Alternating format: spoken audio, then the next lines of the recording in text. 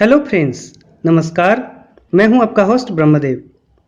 Friends, आज के इस तेज़ रफ्तार ज़िंदगी में लोग हर चीज़ को जल्दी से जल्दी और अधिक से अधिक मात्रा में पाना चाहते हैं। आधुनिक खेती में रासायनिक उर्वरकों और कीटनाशकों का प्रयोग धड़ल्ले से होता है। जल्दी और अधिक उत्पादन के चक्कर में इन रसायनों के बेधड़क प्रयोग से तरह तरह के जटिल रोगों के कुचक्र में हम सब फंसते चले जा रहे हैं। रसायनों के प्रभाव को कम करने का एक तरीका है ऑर्गेनिकली या जैविक तरीके से उगाए गए फलों, सब्जियों या अनाजों का सेवन करना। हालांकि यह उतना आसान भी नहीं है। बाजार में उपलब्ध जैविक तरीके से उत्पादित खाद्य पदार्थ काफ़ी महंगे होते हैं और उनके 100% ऑर्गेनिक होने की भी कोई गारंटी नहीं दी जा सकती। फ्रेंड्स, शहरी जीवन में हम अनाज तो नहीं उगा सकते, लेकिन अपने घरों में खाली जगहों जैसे बालकनी या टेरेस के ऊपर किचन गार्डन जरूर बना सकते हैं। इनमें हम तरह तरह के फूल, फल और सब्जियों का उत्पादन पॉट या कंटेनर में कर सकते हैं। इसके कई फायदे हैं। घर के आसपास हरियाली होने से प्रदूषण को कम करने में सहायता तो मिलती ही है और साथ में हमारे किचन के लिए फल और सब्जियों की ज़रूरतें भी पूरी होती है। अपने किचन गार्डन में ऑर्गेनिक मैन्योर या फर्टिलाइजर का उपयोग करके हम कुछ हद तक अपने जीवन में रसायनों के हानिकारक प्रभाव को कम कर सकते हैं। बाजार में उपलब्ध ऑर्गेनिक मैन्योर या फर्टिलाइजर्स भी काफ़ी महंगे होते हैं। इनके उत्पादन में हानिकारक पदार्थों के न मिले होने की भी कोई गारंटी नहीं दी जा सकती। तो आखिर विकल्प क्या है? क्या कोई ऐसा तरीका है जिससे बहुत कम खर्च पर या बिना किसी खर्च के ही हमें ऑर्गेनिक मैन्योर्स या फर्टिलाइजर की आपूर्ति लगातार होता रहे? तो फ्रेंड्स, इसका उत्तर हाँ में है। हमारे घरों में हर रोज ढेर सारे किचन वेस्ट निकलते हैं, जिनमें फलों के छिलके, सब्जियों के छीलन, अधपके या ज़्यादा पके हुए खराब फल, इस्तेमाल में लाई गई चाय की पत्तियाँ, पकाए हुए भोजन के अवशेष आदि अनेकों ऐसी चीज़ें हैं जिनमें प्रचुर मात्रा में मिनरल्स और ज़रूरी पोषक तत्व मौजूद रहते हैं। इन्हें डिकम्पोज करके यानी अपघटित करके उच्च कोटि के ऑर्गेनिक मैन्योर या फर्टिलाइजर में बदला जा सकता है। लेकिन हम करते क्या हैं? इन कीमती किचन वेस्ट को या तो खुली जगह में फेंक देते हैं या म्यूनिसिपैलिटी के कचरे वाले डब्बे में छोड़ आते हैं। लेकिन बुद्धिमान लोग कचरों का भी उपयोग अपने और अपने परिवार के फायदों के लिए करना जानते हैं। मैं भी उन लोगों में से एक हूं और दिल से चाहता हूं कि आप भी उनमें से एक बने।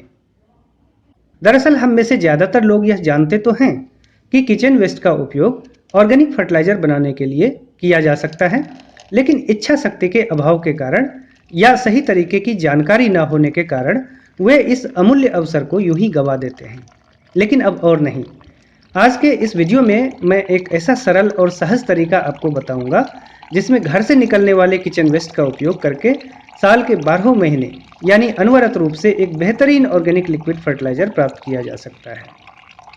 इससे न केवल महंगे और अनहाइजेनिक केमिकल फर्टिलाइजर से मुक्ति मिलेगी, बल्कि प्रदूषण और गंदगी फैलाने वाले कचरों से भी निजात मिलेगी और उनका इको फ्रेंडली निष्पादन भी संभव हो पाएगा। तो फ्रेंड्स, यह पूरा मैकेनिज्म आपके सामने है। एक ऐसा सिस्टम जिसमें हम ऊपर से किचन वेस्ट डालते हैं, बीच में इन कचरों की प्रोसेसिंग होती है, अंदर कोई है जो डाले गए किचन वेस्ट को लगातार डिकम्पोज करने का काम करता है और फाइनल प्रोडक्ट के तौर पर इस मैकेनिज्म के निचले भाग से हमें मिलता है यह लिक्विड ऑर्गेनिक फर्टिलाइजर, जिसमें हमारे प्लांट्स के लिए जरूरी सभी तरह के पोषक तत्व भरपूर मात्रा में उपलब्ध रहते हैं। इस वेस्ट डिकम्पोजर सिस्टम के निचले भाग में खाली जगह है जिसकी क्षमता 5 लीटर है, यानी इसके निचले भाग में 5 लीटर तक लिक्विड फर्टिलाइजर स्टोर हो सकता है, जिसे हम जब चाहें इस आउटलेट के जरिए बाहर निकालकर उपयोग में ला सकते हैं या स्टोर करके रख सकते हैं। यह लिक्विड फर्टिलाइजर कभी खराब नहीं होता, बल्कि यह जितना पुराना होगा उतना ही ज़्यादा असरदार और बेहतर होगा। शुरू में इसका कलर हल्का ब्राउन होता है, इसमें एक स्ट्रॉन्ग स्मेल होती है, लेकिन स्टोर करके रखने पर जैसे जैसे यह पुराना होता है इसका कलर और भी गहरा होता जाता है और फाइनली जब यह ब्लैक कलर का हो जाता है तब इसका स्ट्रॉन्ग स्मेल भी लगभग खत्म हो जाता है।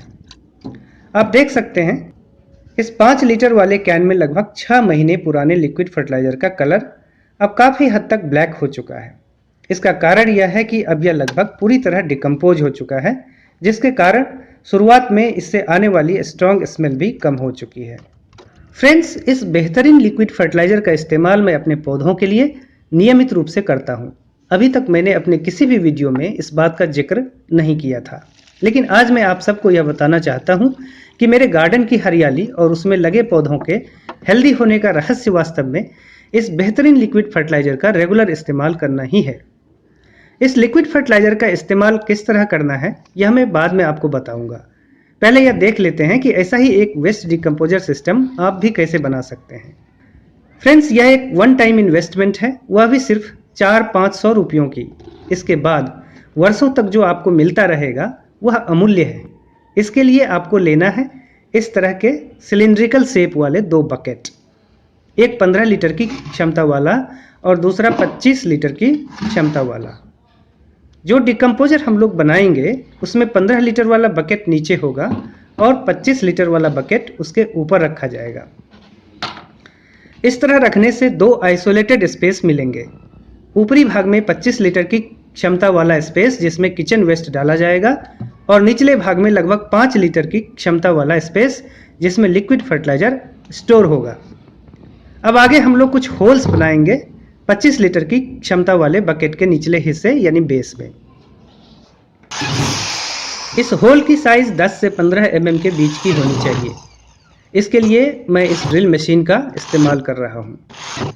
अगर आपके पास ड्रिल मशीन ना हो तो होल्स बनाने के लिए सोल्डरिंग आयरन या लोहे की गर्म की गई छड़ का इस्तेमाल भी कर सकते हैं।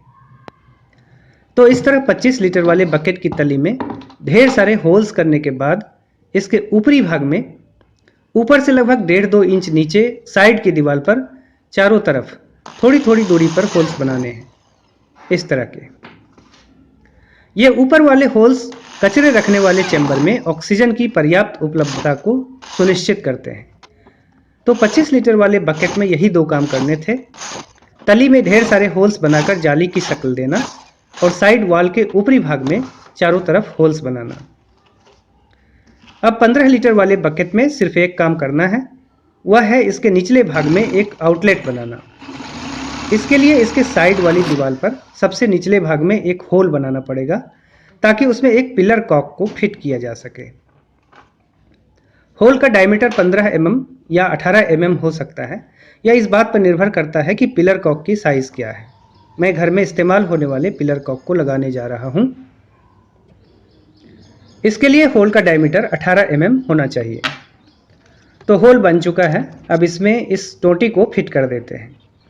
इसे अच्छी तरह फिक्स करने के लिए इसके स्क्रूज के ऊपर टेफ्लॉन टेप का कई लेयर चढ़ा देते हैं। यह किसी भी तरह के लीकेज को होने से रोकता है और जल्दी खराब भी नहीं होता। अब टोंटी को अंदर से कसने के लिए मैंने एक एक्सटेंशन नेपल लिया है। इसे टोंटी के स्क्रू के ऊपर से टाइट करके अंदर से अच्छी तरह फिक्स कर देते हैं। ये जो पिलर कॉर्क है वो मेटल का ना लेकर प्लास्टिक का लेना चाहिए क्योंकि उसमें लिक्विड के प्रभाव से रस्टिंग की समस्या नहीं आएगी। अब सारा काम लगभग पूरा हो चुका है, बस एक छोटा सा काम बचा है। आपको लेना है पुराने नायलॉन वाले मॉस्किटो नेट को काटकर गोल आकार वाली जाली। इस जाली का डायमीटर 25 लीटर वाले बकेट के सबसे नीचे वाले भाग के डायमीटर के बराबर होनी चाहिए। इसे इस बकेट के निचले भाग में होल्स के ऊपर रखना है ताकि यह एक फिल्टर का काम करे। इससे किचन वेस्ट के छोटे टुकड़े लिक्विड के साथ नीचे नहीं गिरेंगे। तो फ्रेंड्स, हमारा किचन वेस्ट डिकम्पोजर तैयार हो चुका है। इसे अब ऐसी जगह रखना है जहां डायरेक्ट सनलाइट इसके ऊपर ना पड़े। सुबह की 1-2 घंटे की सनलाइट से कोई दिक्कत नहीं होगी। इसके साथ ही सबसे ऊपरी भाग को ढकने के लिए एक ढक्कन लगाना जरूरी है ताकि इसमें बरसात का पानी प्रवेश न कर सके। ढक्कन लगाने से इसके अंदर का कचरा चिड़ियों या अन्य अनचाहे जीव जंतुओं की पहुंच से बाहर रहेंगे। तो इस तरह हमारा वेस्ट डिकम्पोजर सिस्टम इस्तेमाल के लिए तैयार हो चुका है। अब इसमें हर रोज किचन वेस्ट को डालते रहना है। किचन वेस्ट डालते समय यह ध्यान रखें कि तेल, घी या दूध या इससे तैयार किया गया कोई भी पदार्थ इस डिकम्पोजर के अंदर ना जाए। इसके अलावा जानवरों के मांस या हड्डियों को भी इसमें नहीं डालना है। इसका कारण यह है कि ये पदार्थ डिकम्पोज होने पर दुर्गंध पैदा करते हैं जो असहनीय हो सकते हैं। कुछ और चीज़ें जैसे लकड़ी की छीलन, मूंगफली के छिलके, नारियल के रेशे इत्यादि इस वेस्ट डिकम्पोजर के अंदर नहीं डालना चाहिए क्योंकि ये चीज़ें सख्त होती है और मुलायम चीज़ों के मुकाबले इनके डिकम्पोजिशन में बहुत ज़्यादा वक्त लगता है। फ्रेंड्स, किचन वेस्ट बैक्टीरिया और वर्म्स के लिए एक रेडीमेड फूड की तरह है। इसलिए इसे इस कंपोस्टिंग चैम्बर में डालते ही बैक्टीरियल डिकम्पोजिशन स्टार्ट हो जाता है। बैक्टीरिया को हम खुली आंखों से देख नहीं सकते, लेकिन एक और जीव है जो किचन वेस्ट में 2 दिनों के अंदर पैदा हो जाते हैं। वह है फ्लाई लार्वा या मैगूट्स, जो कई तरह के मक्खियों के अंडे देने से पैदा होते हैं। मैं आपको दिखाना चाहूँगा। ये पैदा होते ही खाने पर टूट पड़ते हैं और बड़ी तेजी से अपने पूर्ण आकार को प्राप्त कर लेते हैं, जो सामान्यतः 2.5 से 3 सेंटीमीटर तक होते हैं। देखिए, बहुत सारे छोटे बड़े मैगूट्स को देख सकते हैं आप। जब तक इनको भोजन मिलता रहेगा तब तक ये खाने में ही लगे रहते हैं। इनकी लाइफ साइकिल 3 दिन से लेकर 2 महीने तक की हो सकती है, जो वातावरण के तापमान पर निर्भर करता है। इनका लार्वा वाला स्टेज खत्म होने पर ये बाहर निकलकर किसी ठंडी जगह में छुपना पसंद करते हैं, जहां इनका कन्वर्जन प्यूपा में होता है और फाइनली प्यूपा से फ्लाई में कन्वर्ट हो जाते हैं। लेकिन अगर इन्हें इस ट्रैप से मुक्ति न मिले तो ये अंदर ही मर जाते हैं और खुद डिकम्पोज हो जाते हैं। फ्रेंड्स, बैक्टीरिया और मैगूट्स के इस दोहरे डिकम्पोजिशन के कारण हमारा वेस्ट डिकम्पोजर वाला यह चैम्बर कभी पूरी तरह नहीं भरता है। हर रोज जब मैं इसमें किचन वेस्ट डालने आता हूं तब यह ऊपर से खाली मिलता है और डिकम्पोजिशन के बाद जो लिक्विड फर्टिलाइजर तैयार होता है वह छनकर सबसे नीचे वाले चैम्बर में स्टोर होता रहता है, जहां से मैं हर हफ्ते उसे कलेक्ट कर लेता हूं। इस डिकम्पोजर को सैचुरेट होने में काफ़ी समय लगता है। यह समय 1 वर्ष या उससे अधिक भी हो सकता है। यह डिपेंड करता है कि हर रोज इसमें कितनी मात्रा में किचन वेस्ट डाला जाता है। सैचुरेशन पॉइंट तब आता है जब डिकम्पोज हो चुके सॉलिड वेस्ट से चैम्बर लगभग पूरी तरह भर जाता है। ऐसी स्थिति आने पर आगे और किचन वेस्ट इसमें नहीं डाला जा सकता। तब इसे कुछ समय के लिए, जो 3 से 6 महीने तक का हो सकता है, आइडल छोड़ देना चाहिए, ताकि बचे खुचे ठोस अवशेष पूरी तरह डिकम्पोज हो जाए। इस दौरान डिकम्पोजर सिस्टम के ऊपरी हिस्से वाले बकेट को उतनी ही क्षमता वाले डुप्लीकेट बकेट से रिप्लेस किया जा सकता है, ताकि डिकम्पोजिशन का काम निर्बाध गति से चलता रहे। इस तरह लिक्विड फर्टिलाइजर का प्रोडक्शन निरंतर होने के साथ एक खास समयांतराल में ठोस अवस्था में बच गए किचन वेस्ट का डिकम्पोजिशन पूर्ण होने पर हमें इस तरह का सॉलिड कंपोस्ट भी प्राप्त होता है, जिसे सुखाकर फर्टिलाइजर के तौर पर सॉइल में ऐड किया जा सकता है। फ्रेंड्स, अब आखिर में मैं आपको बता देता हूं कि जो लिक्विड फर्टिलाइजर इस तरह तैयार होता है उसका उपयोग किस तरह करना है। तो जो फ्रेश लिक्विड फर्टिलाइजर तैयार होता है उसे 1 लीटर पानी में 25 मिलीलीटर से लेकर 50 मिलीलीटर तक के दर से मिलाकर डाइल्यूशन तैयार करें और हफ्ते में 1 बार अपने सभी प्लांट्स के ऊपर स्प्रे करें और पॉटिंग मिक्स में भी ऐड करें।